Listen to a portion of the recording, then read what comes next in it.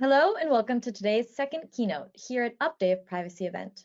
Today, we are joined by Pamela Murray, who is in charge of the Privacy and Security Program Management for Hubspot.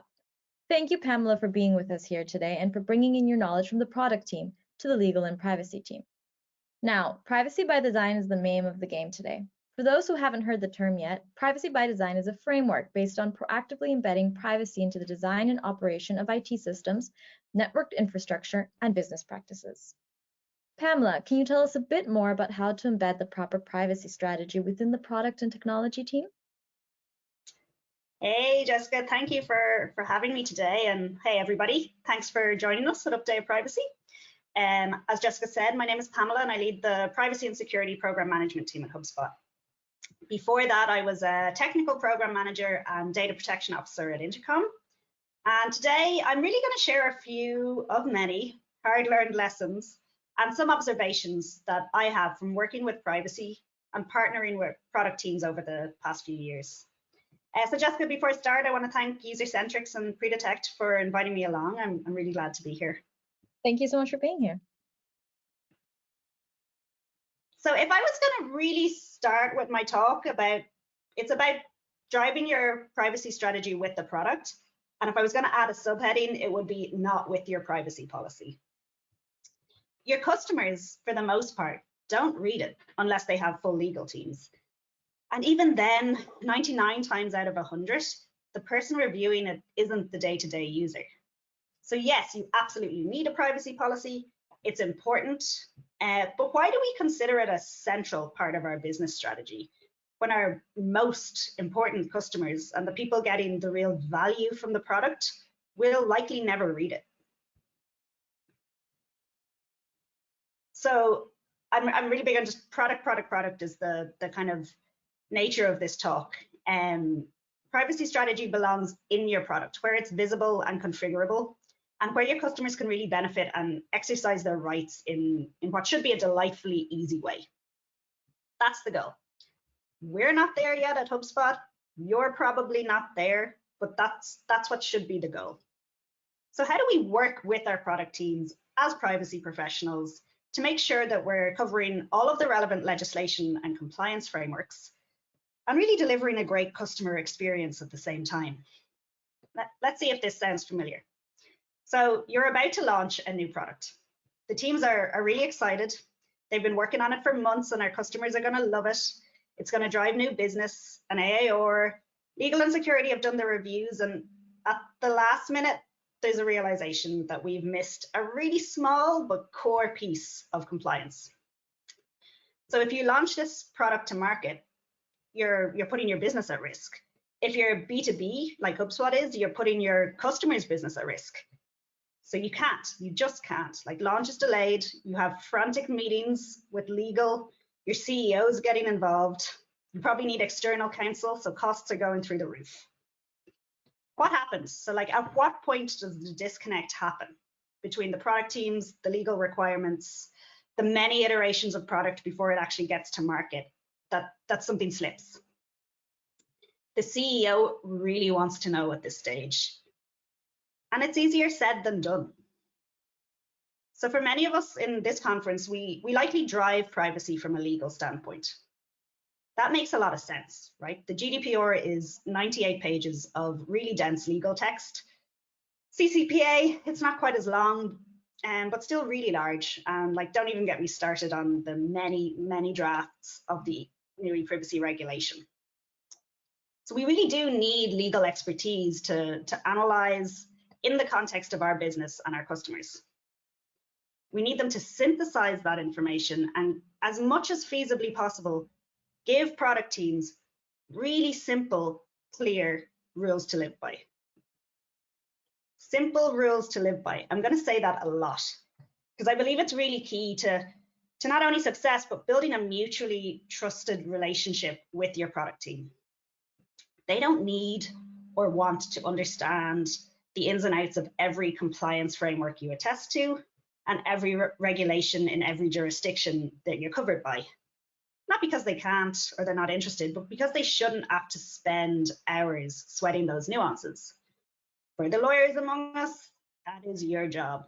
And actually, when you map it out, that overlap is huge because usually, with some nuances, but doing the right thing and behaving ethically with data will be very similar across jurisdictions and different industry standards.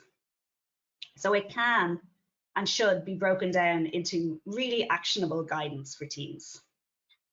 I always say as a really basic step one, make sure we can delete the data. Now that sounds trivial, simple, like super basic, but actually from an engineer's point of view, that could be hard and it can affect database stability. Some companies are architected better to find out where their data actually lives. For Hubspot, our data stack is huge at this stage, so that's actually a really hard job that we are continuously looking for new data to make sure that everything is captured in our deletion framework. You'd be amazed how many times that's missed in the real world nuts and bolts of executing on compliance. Even today, when companies are developing new products in 2021. So this year at Hubspot, we launched our data ethics philosophy internally, just for the company. And our DPO spent a lot of time with leaders across the business about what they believed mattered most for our customers and for Hubspot. We settled on 4 pillars, which map pretty solidly to most laws and compliance frameworks. But the key question there was, what kind of company do we want to be? And what do we want to commit to our customers?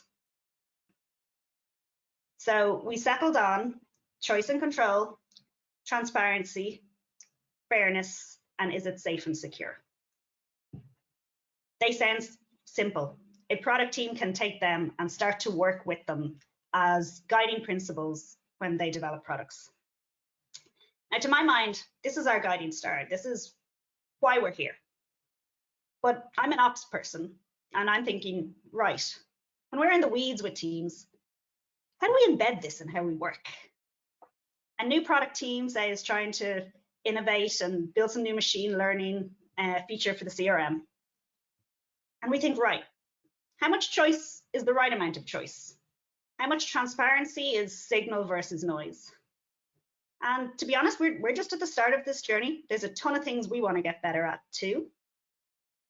But let's think about cookie law, right? Cookie law was great for the user in that it helped prevent session cookies persisting for hundreds of years. And it's a win for choice and transparency. Companies are forced to disclose what they're actually doing with cookies. But I cannot remember the last time I clicked in and read a cookie policy. And I'm the kind of person that's actually interested in that kind of thing. It's noise, it's pure noise, and we're weary of that user experience. And we're being asked to consent to these endless policies that even if we took the time to read them, do we need to have gone to law school to fully understand it? Now, I use cookie blockers, so that helps. But then the sites are sometimes broken, and I automatically accept whatever cookies they're trying to give me, and I'm annoyed about the general experience. Overall, I think we can say that cookie legislation is a net positive, but it's very broken. And I believe there's a talk later today on a cookieless future, which I'm really interested to watch, because it's not product first privacy. Now, our friends in user-centrics are doing a great work to help improve that experience and make it easier for customers and a better user experience. And we're going to see more and more of this innovation. We need really, really great product-driven solutions for the privacy problems we face as a society. So if we go back to our product team and that wants to develop some machine learning and wants to know how much choice and how much transparency is the right amount, well, I'd say maybe it's not about how much as a definitive amount, but we think about it the same as we approach other product features. How can we balance the right amount of power in the product, configurability, choice, with ease of use and simplicity? Legal guidance will bring us the first part of that journey, but then there's a whole world for the product team to drive great experience. And that's important, taking the time to really deeply understand the product and bring in the voice of the customer. I personally think Google does this really well with their OAuth permissions. and they started doing it before GDPR. If I want to add a Chrome extension, it's a simple pop-up. Yes, it links to a privacy policy I won't read, but in simple language, which I will read, it tells me the access I'm giving and the data I'm sharing. I have my extensions list in my account, and if I don't need the tool a month later, I can uninstall it. It's well designed, it hits the right level of transparency and choice, and it feels like a natural part of the product where you can trust what it's doing. So when working with product teams, I think it comes down to knowing our value and ensuring each stage of the journey is given due weight. I don't think legal teams should be asked to make product decisions, and product teams shouldn't have to understand the nuance and complexity of changing legislation across the many jurisdictions that we work.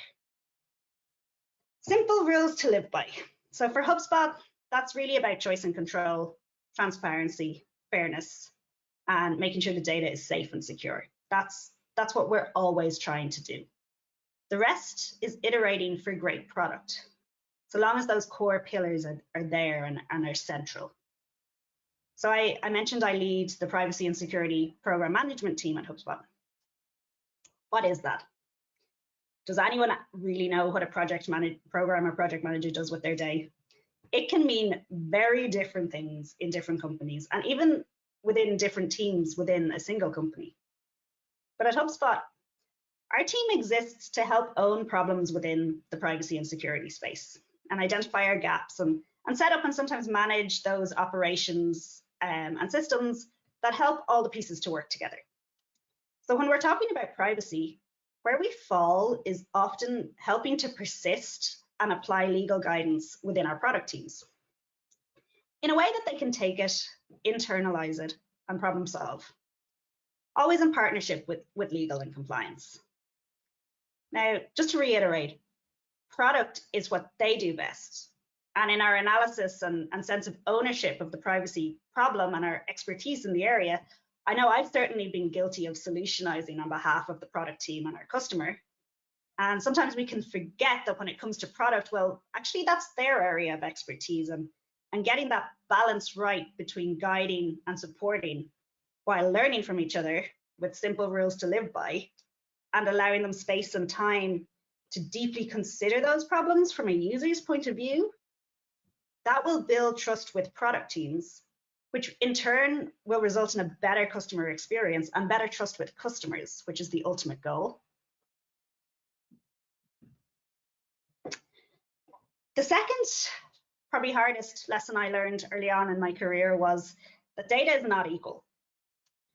Like, what is your value priority? So under the law, nowhere in GDPR or CCPA, there's no definitive prioritization of one data subject record over another. It's broadly equal. But practically, in business, in order to get systems in place, you need to ruthlessly prioritize. HubSpot is CRM. It's B2B SaaS. So that's my world. So everything I'm talking about today, everything our team does, our top priority is about protecting our customer data and our role as a processor of their data. So we are a controller, our active controller through sales, marketing, or our team employees are really just a byproduct of this central point of our processor existence. Now, if you deal in data, there are risk levels, and there's a priority on that data. What are our critical assets? One thing I learned really early on, and it's a well understood principle by engineers, was that when I was first tackling the full rollout of GDPR compliance in May 2018, and you're struggling to get everything over the line, it's that there's always far more edge cases than there are standard use cases. But it's likely that 95% of your data subjects are going to fit into a standard use case. So if we're going to apply product thinking, we want to solve for those standard use cases first. Apply the largest part of your effort into that. Every privacy team is under-resourced. Every security team is under-resourced. We are trying to spread what we have as wide as possible. Now, it's true that you only need to break compliance once to end up the wrong side of the law. But when you think about it, the impact and likelihood is so much lower when you focus your limited resources and energy on that 95%. So avoid solving for edge cases or designing your systems around edge cases. Like, solve for the 95% as simply as you can, and then we look to solve for those edge cases.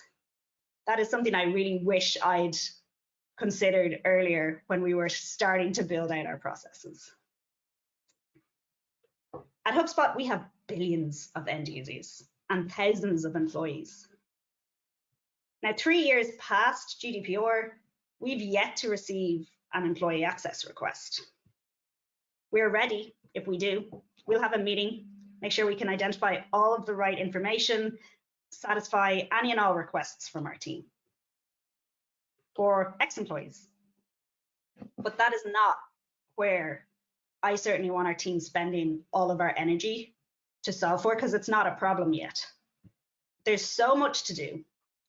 It's really important that we keep laser focused on our critical assets, which for us and for, I expect, most of the people on this call, is always your customer.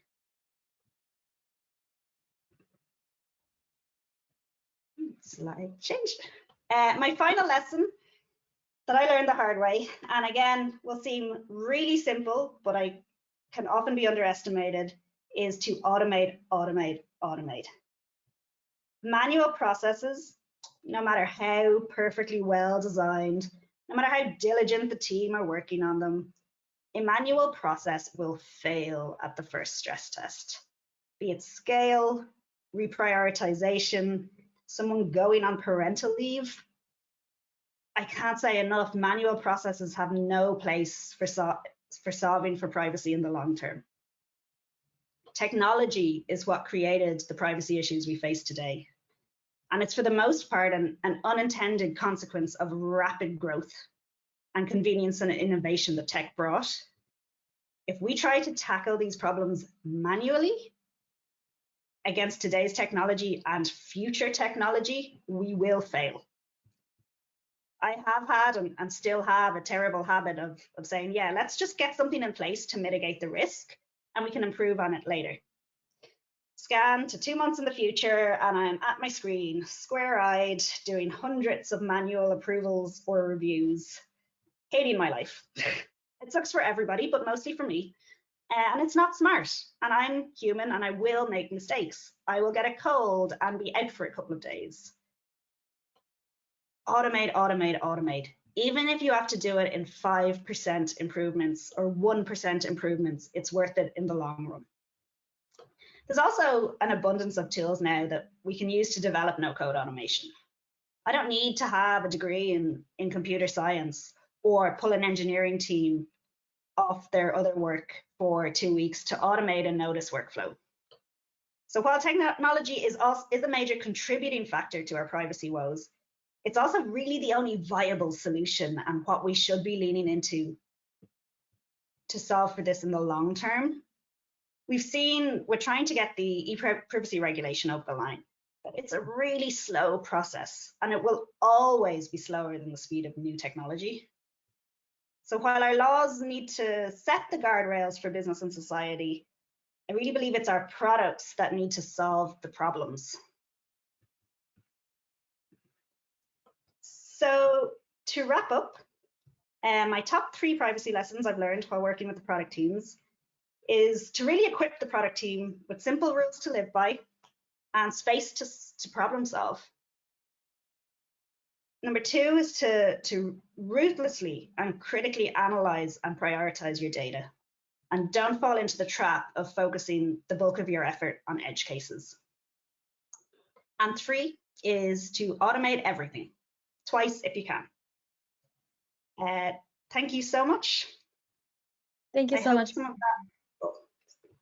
Yeah, it was very, very helpful. And thank you so much for bringing in best cases and kind of tackling this issue that a lot of companies have by really showing us your experience. You have so much experience in this field and you can really brought it out and structured in a way that I hope that all of our users will be able to use this information and really get to the root of this issue.